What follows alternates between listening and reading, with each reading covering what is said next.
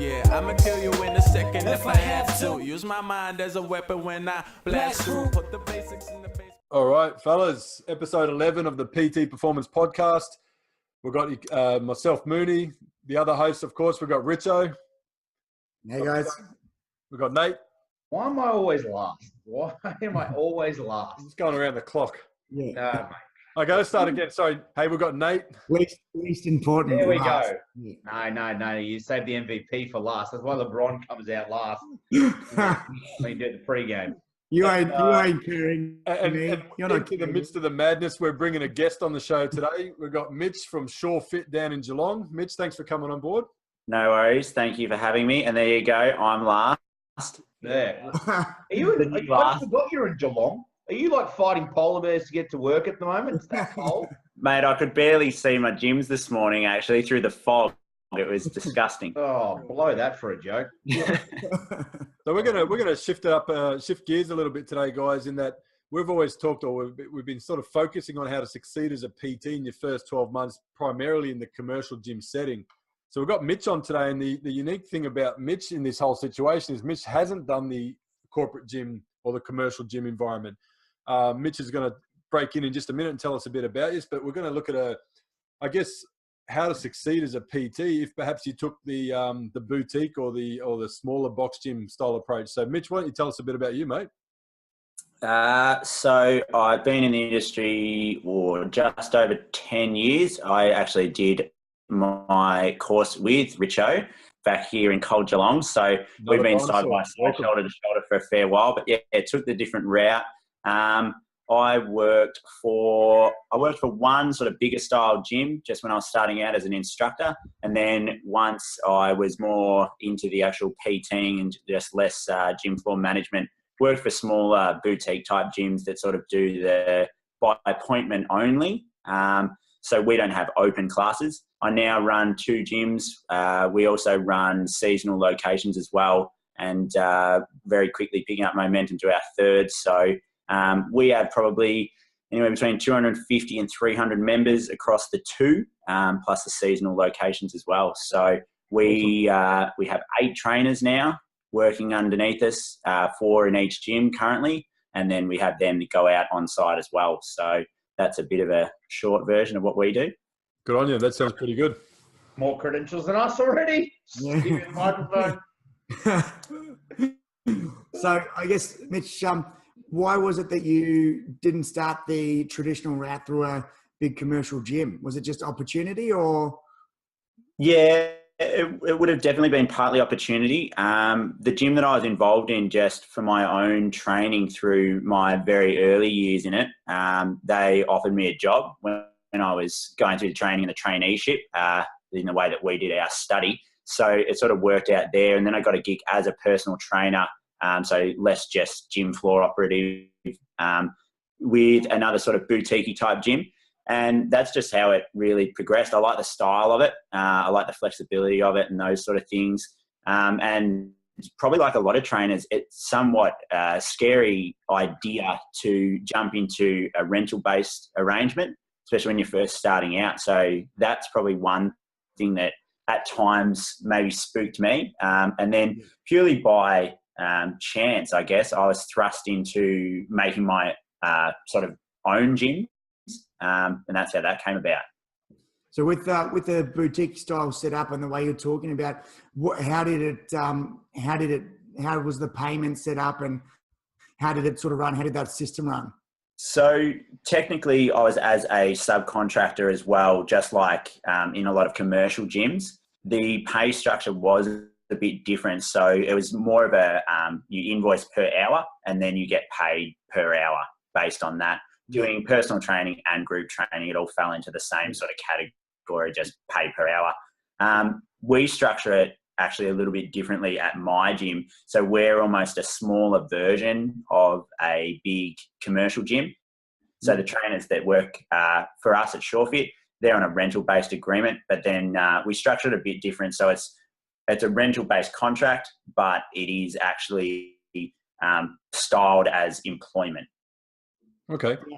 Yeah. So just on that one there real quick, Mitch, I guess, so they, for those that are listening, they're probably exposed to a rental of around about $250 to $350 a week, for which they get to run their own show within the parameters of the club. Yeah.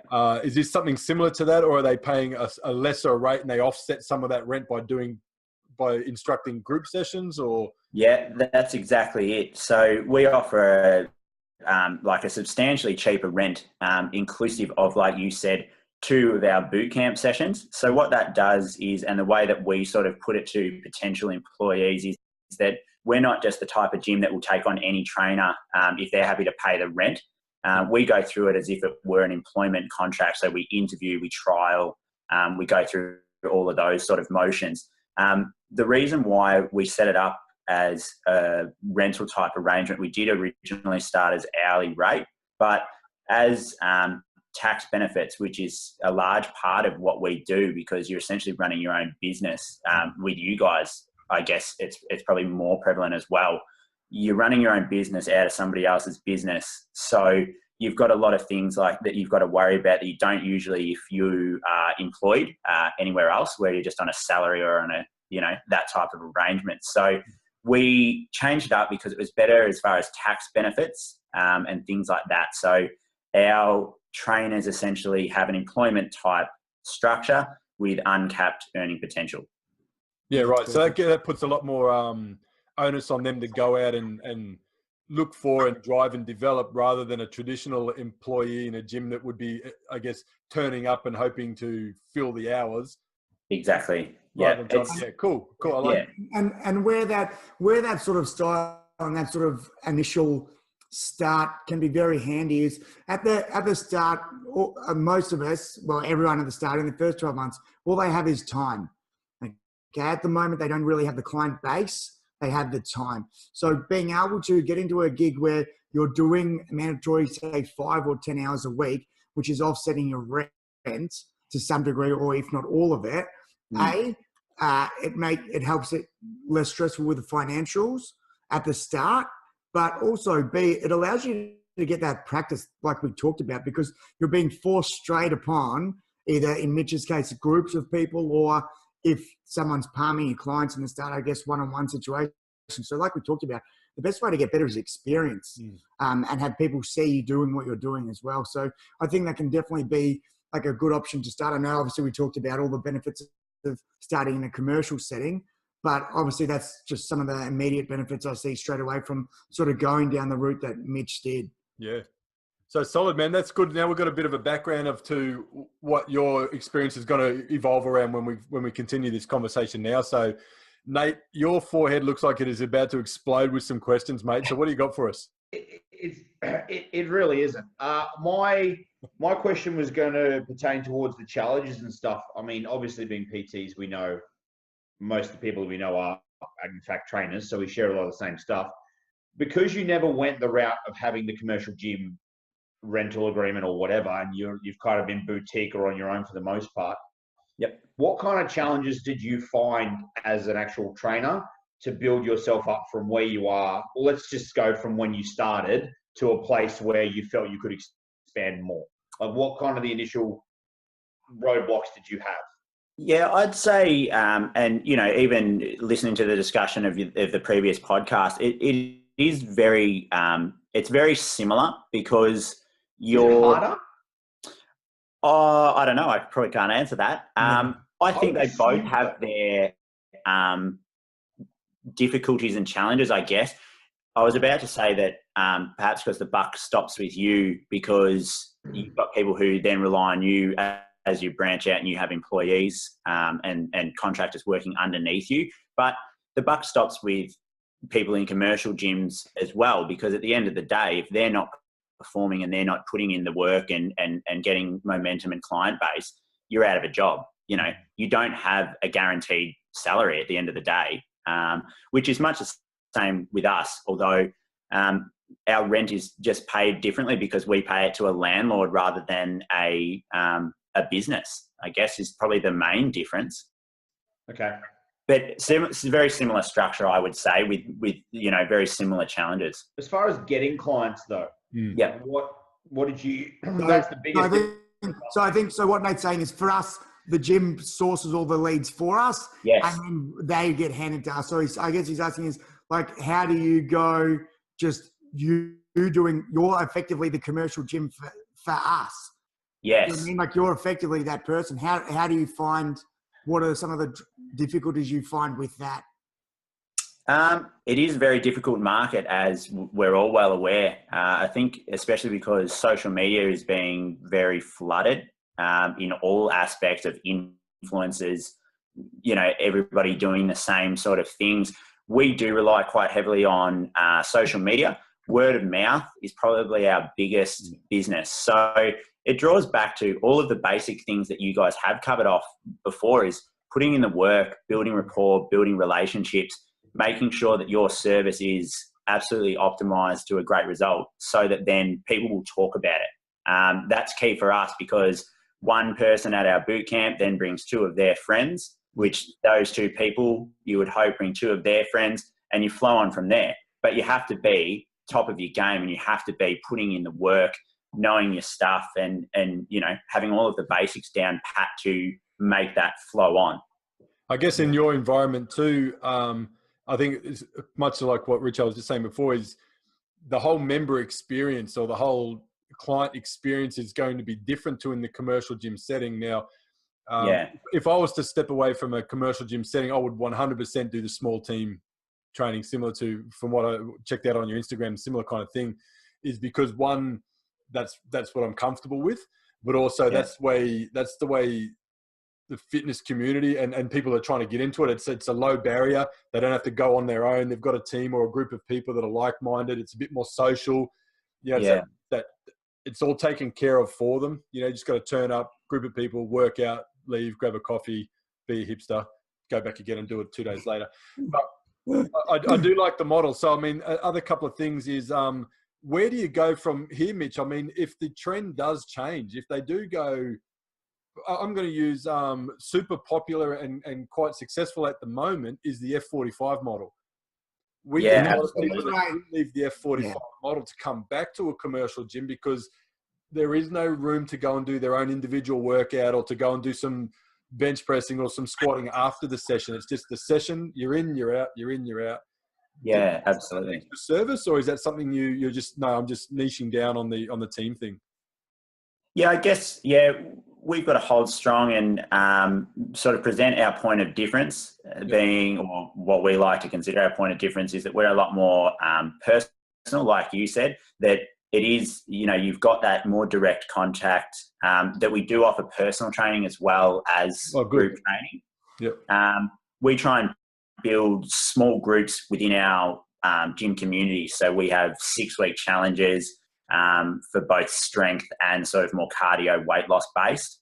And just, like you said, just working on niches pretty much. We also run mums and bubs classes with one of our female trainers. So we're trying to keep in with those sort of things and make it a very well-rounded but still very personal kind of approach, rather than walk in, as you put it, you look at a screen half the time, where our trainers are responsible for actually crafting their own workouts to, keep with that personal approach. It's made by them, by their design to, rather than head office send it out to every single one of the same gym.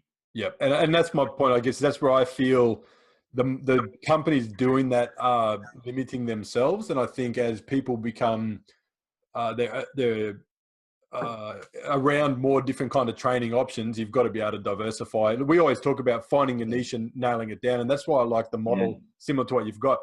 You as the company owner has the niche, and each of your trainers underneath you have their own spin-off niche from that niche.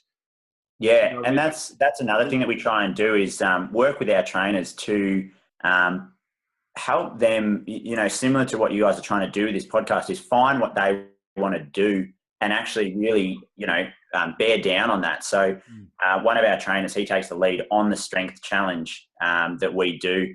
We have the female trainer who takes the lead on the mums and bubs. We're about to launch some online training with one of our guys who's very clued in with that. That sort of work to his strength, because he's, a younger guy. He's only 20 years old. He's very switched on with, computers and all of that sort of stuff. So we sound old saying that sort of stuff.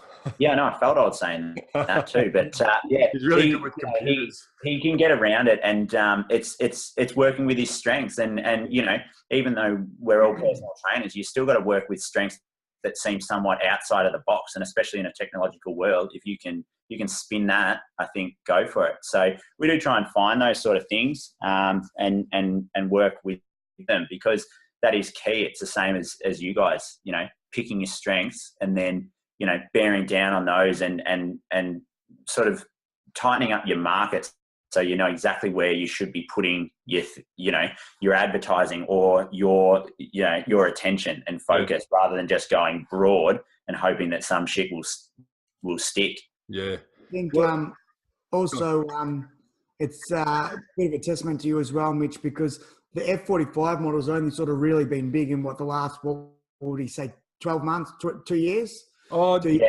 And being in Victoria as well, it's we're probably 12 months behind it as well.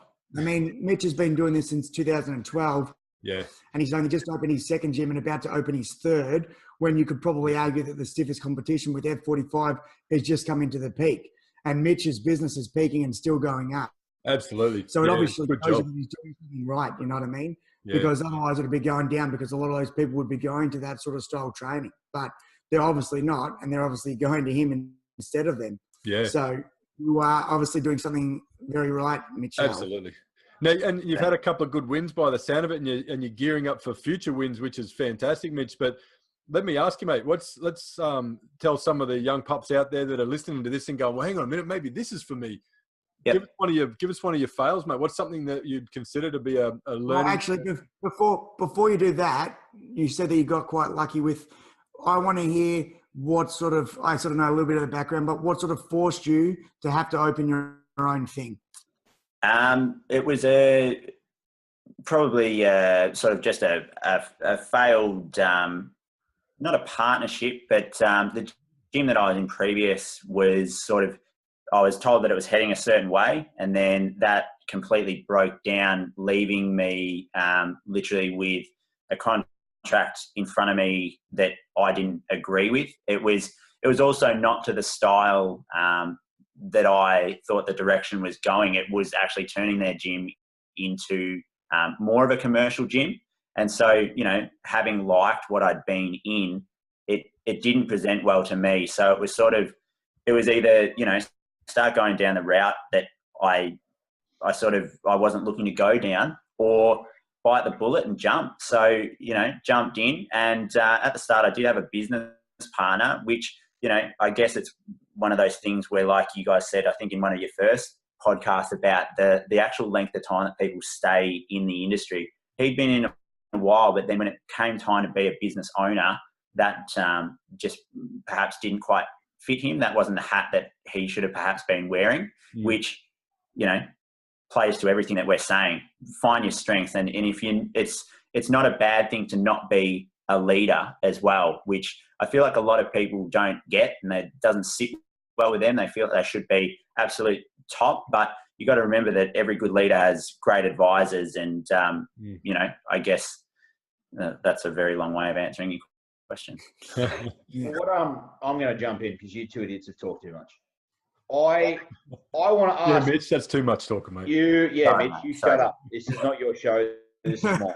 I want to ask you have a very, you've got a screening process for trainers coming in that no one can just walk in, pay their rent, and kind of go forth and do potential damage to your business and so forth. Because it's what happens when big gyms come in. It's not that trainer is terrible. It's this business or this company is terrible. Yeah. So you get kind of tarnished in the same cloth. What would you say for people for trainers wanting to go this route? Because in Queensland, the small boutique gym scenario doesn't really exist all that well. Like it's more of a big fish market. Whereas I know in Melbourne, I would say I see a lot more slightly smaller guys that have a good crack, probably because they've got good work ethic too. No one up here wants to fucking work. Could be the shit weather down there too. Yeah, so everyone's inside, so you got to keep yourself occupied. Where would you start to steer someone brand new wanting to go the route that you're you're in, like in terms of information to start to look for, mentality to start to have, client sourcing, like just speaking to someone brand new, because you've obviously made all the stuff ups yourself. Do you are you saying in reference to somebody wanting to own their own boutique gym or work within a boutique? So let's just say within the space of something that they're looking for something outside the commercial setting. And what you're doing is like the boutique setting. And let's say they want to come work for a business like yours. Let's say they get the job with a business like yours. Yeah. What would you be telling someone like, okay, this is where you should start to go for your extra education. Yeah. This is the best way to start to get clients and how we're different from a commercial place. I'm just trying to differentiate because I know in my brain I'm seeing differences. Yeah. I would say you need to, like you guys have highlighted, work out if you do have a niche, or at least start to put some sort of processes in place that will help you find that. You know, maybe narrow it down a little bit. You can't go too broad. If you just say, you know, you will just train absolutely everybody, perhaps sort of go, you know, narrow down to 3 more specific ones and then see which track you like the best. Pick your target market as well. And then within our gym, it's all about being creative because, like I said, you're not getting the workout from head office. You know, you have to be on top of it and creating yourself. So, you know, keeping on top of like further study, things like that, looking at what's trending in different areas as well, because I feel like that's a big thing. We do take a fair bit of our influence from the American market, which I find a lot of other trainers won't do. They're working against their competition too locally, perhaps.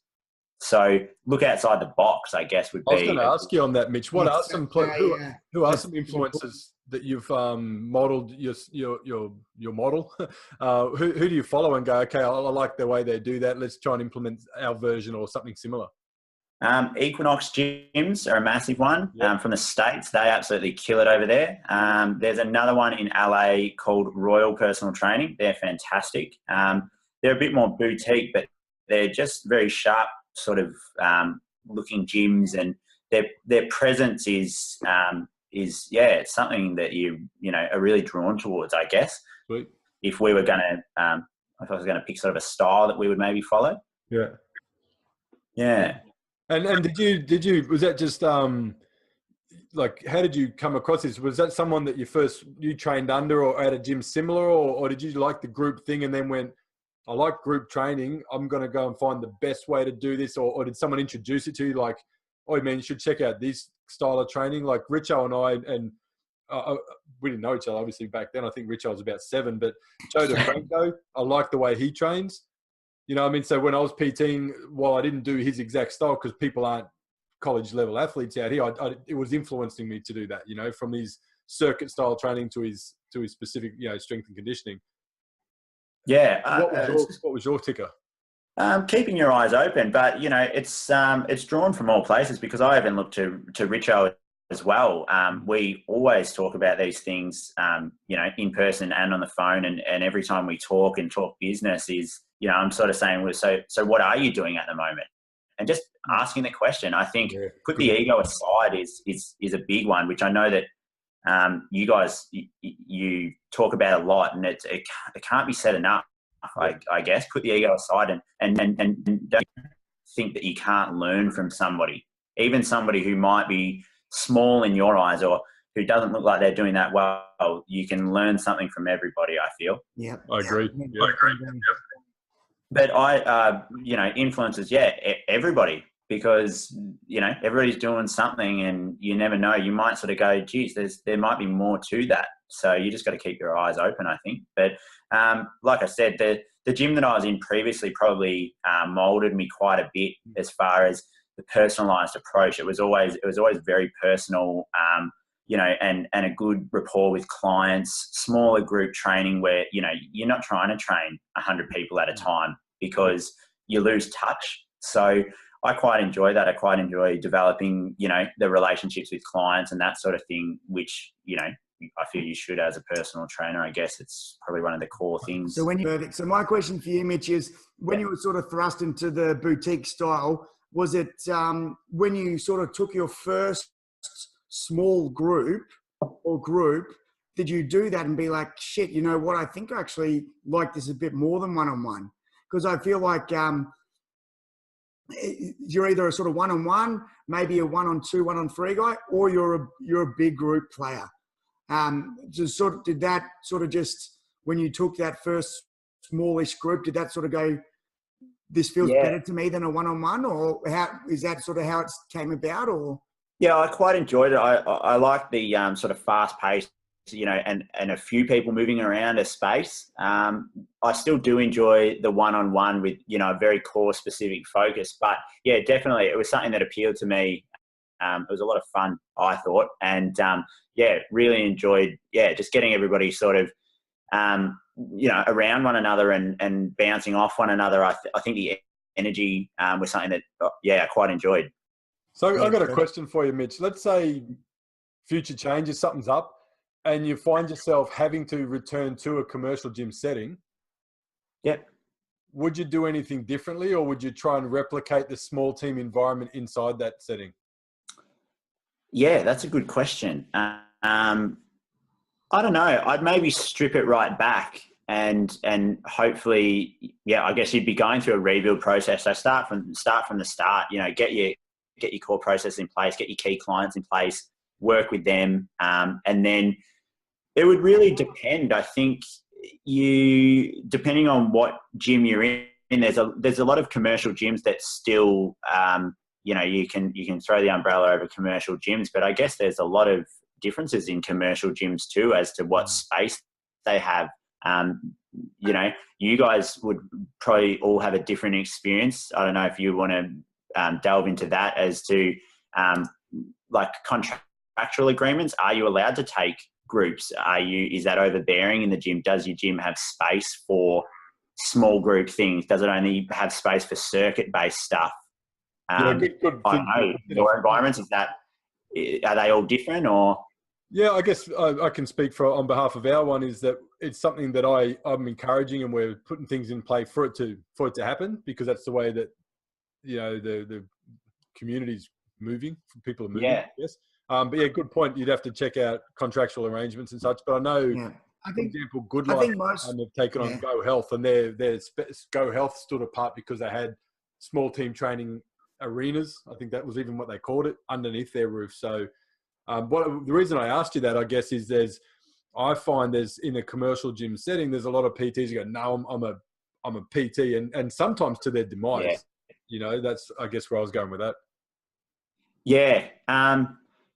I guess as much as you do say that you need to find a niche, you can't pigeonhole yourself either. You still need to keep your skill set, you know, pretty sharp and make sure that you've got a couple of tricks up your sleeve, because like you said, these trends come in and they can really, they can buck certain things, and they can put certain things that were hot for a very long time, you know, completely on the back burner. So, you know, you got to stay sharp. There's obviously things that'll stay, as a core thing throughout that, you know, one-on-ones. I don't see it ever fading out, because it is what it is. It's personal training. It's what the name of the game is. But, you know, these other things, they come and go. So you need to stay sharp and aware, and you need to be constantly evolving with it. Yeah. And it's interesting you used Equinox as an influence, because for those who don't know, that is a big commercial style. Like, they're an epic. Huge. So I guess that their benefit is they're purpose built in the last few years, where they've been able to sit back a little bit and take on board what are hot things, what aren't so hot.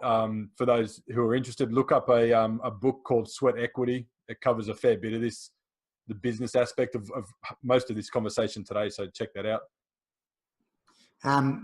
There's probably one of the best people I've saw do the small groups within a gym was one of my good friends, Phil, at Good Life. So he effectively ran a small 1-on-4 CrossFit style setup, but within the commercial gym. So he used to do a lot of one-on-ones and then sort of swapped to the small group training. And just because he likes that better, he's all, as much as I love Phil, he's probably not a real people person. He doesn't want to find out how your day went. He doesn't really give a shit if, like, your dog did a fucking backflip or if it can sit down. All he cares about is training. So He likes the small groups because he's 3 or 4 people. There's no chit chat. It's just go, go, go. He gets to put them through their paces, put them through decent workouts, and there's no downtime. He just smashes them. But he's probably the best person I've seen do very well with small group training within the gym. He does probably 35 hours a week of small group classes, and then he maybe only does 5 hours of one-on-one a week. And he's been doing that for probably 4 years. So he does do that quite successfully. So again, it's like what we sort of talked about. I guess he's sort of done, what Mitch have almost done, but within a commercial gym. So he's seen sort of, what was taking off like CrossFit. And he's gone, well, people that go to CrossFit still want to go to a commercial gym because they still want to squat or do strength stuff as well. Yeah. So I guess he's just given them that opportunity because they stay a member at Good Life or where he is, and then they get to do the CrossFit within there as well. So he actually sort of had that sort of what we were talking about sorted out pretty well, and he's very successful at it and still very successful at it 4 years later. So it can definitely, that small sort of boutique style can definitely work in a commercial gym. But like I said, Phil did start off doing one-on-ones and just found that he just enjoyed the small group stuff a lot more. Obviously not just because he doesn't like people and he's an asshole, but obviously just like he just enjoyed interacting with small groups. And like you said, Mitch, creating that sort of little community within the community. So it's definitely possible to go that sort of route within a commercial gym. I feel like that comes down to it being very well stylized. You know, like you said, he's picked aspects of certain things that he likes and put it into the environment that he was either in or that he liked and suited him. So, you know, he was in that commercial gym, but he wanted this other vibe. So he stylized that to make it work, which, you know, it sounds great. It's obviously working for him, maximizing your dollars per hour there, definitely. What's up, mate? What's going on? Oh, I was going to jump in. I was just waiting for one of you idiots to chunder over each other. What I was going to quickly say is I think the best takeaway from that is if you want to change your style or go to a different niche, at least know what you think that plays out like on paper in a business sense. Like, so for you, you've obviously grown and expanded. So each time you've had to kind of think about the different moving parts, like how am I going to cover this? And I'm going to look after these people. So all the systems that come as a result of that. And I find the people that own either really good individual businesses or they have a multitude of locations just have really good systems in line and will either adapt them to refine them down the path they're on, or they'll adapt them to completely change them if they want to go to a new path. But the systems base, the business model is at the heart of them trying to now take their creativity into that space. Like you can't just go, okay, well now I train everybody for $5 a week and this is what happens. And not give any credence to, I've still got to, you know, keep a roof over my head and pay the bills and keep the lights on. And I guess that leads on to, for those listening, again, if we're still appealing to, it seems to your early day PTs, your first 12-monthers, don't listen to something like this and go, fuck yeah, I'm struggling to get some sessions. I'm going to go this way now. I think that's what you're leading with there, Nate, is that you don't just do it. You got to have a system in play. You got to know that this is what you're actually wanting to be and how you want to go about it. Yeah. Yeah. Like you've at least got to have it on a very small aspect. If you want to go from groups to, or even groups to one-on-one or one-on-one to purely outside, you've got to at least have an idea as to how it plays out and to how you're going to make the transition with your current base or with, I have no base at all. So how do I even get one? You kind of got to have somewhat of an idea. And when I say somewhat, it's a very loose term. Yeah. If you have somewhat, you're doing a lot better than most of us and just go, fuck it, I do this now. Yeah. But I think that would be definitely reflective in Mitch. I'll ask you, Mitch, how much easier was it for you to open your second location as opposed to starting your first? It's different, definitely different. It's a big leap, definitely. There's a lot of cost involved first and foremost, but it's, you know, you've already got something to feed off. And I think that Nate hit the nail on the head there. It's almost like you can't expect to go from 0 to 100. There's steps in between and there's certain processes. And like Nate said, processes processes and systems that you need to get in place, and it needs to be a bit more thought through. One thing that you do hear constantly, or I hear constantly, and I'd say, well, it's probably a question that you guys can answer. People come fresh out of a course and they say, I'm going to train athletes, or I'm going to work with an AFL club, or I'm going to work with so-and-so. I'm only working with people who can deadlift over, 3 times body weight or whatever it might be. Yeah. But you need to just slow down a second and let's just get the groundwork, in place and those sort of things. Systems, like Nate said, systems. And, getting a few things in place and having an idea of where you want it to go and the steps that need to be in place to actually get you there. Because if there's no steps in place, it's a fucking big jump. Yep. Here's one for you real quick, Mitch. Talking about systems and stuff, we've had this question I asked the boys before. Yeah, it's for whatever purpose, you're ready to take your next step of growth, or things have slowed up a little bit. You've had a group of people move on for whatever reasons. What's your go-to lead generator? What's your favorite or most successful lead generation idea you use? Like I said, social media is a very good tool. I think clever marketing, as far as you can't always have a deal running or sell yourself short, but if you can pair, perhaps the reach that you have on social media or the people who are already in your gym with some sort of like a reward system is always a good one. Deals that encourage the people who are already paying you to receive more training, perhaps by bringing somebody else on board. It's always a good one. And that's especially good for just spreading the word, especially when you're starting.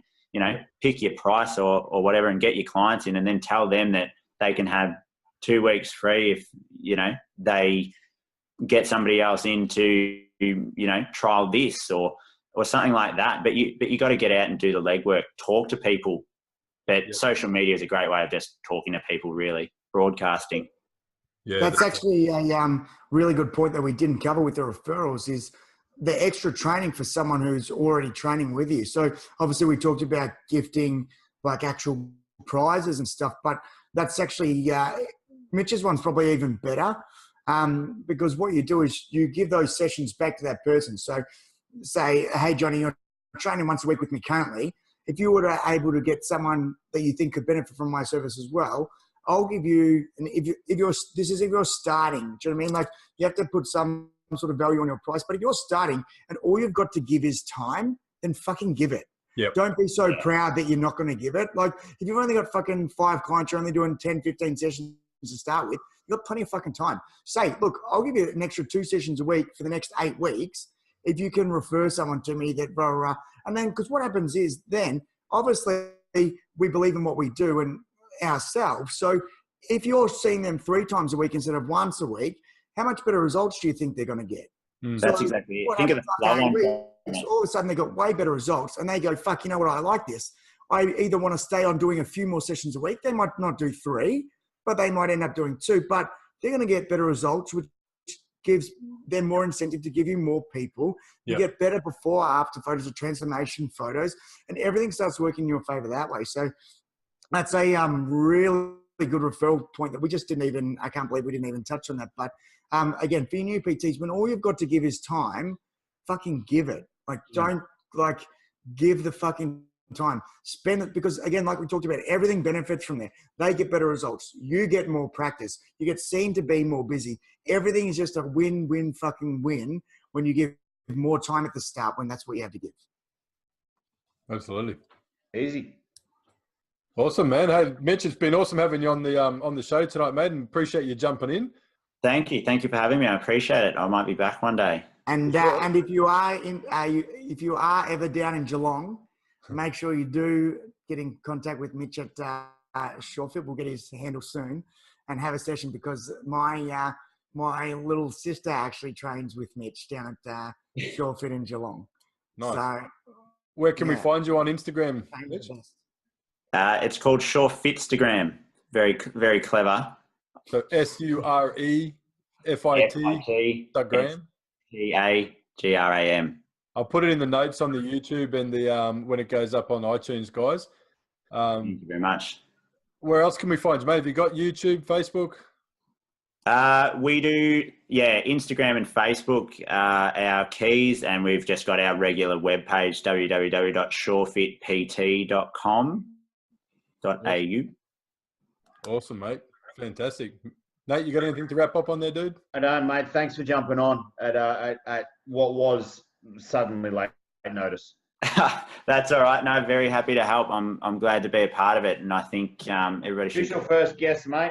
Official first guest. Official first guest. Phew. Now, remember, fellas, this is episode 11. So, we've got a bit of a backlog getting up onto iTunes. For those that are the Android users, Castbox, Castbox seems to be the go. It syncs straight away with the iTunes, so you don't have to miss out. Keep an eye on the iTunes and the Castbox. Keep an eye on YouTube. Episode 11, as I said, we're going to keep rolling these out weekly. Boys, anything to finish on? Nah, we're perfect. Thanks, mate. Thanks again. Well done, guys. Good. Thanks, guys. See ya. Later, boys.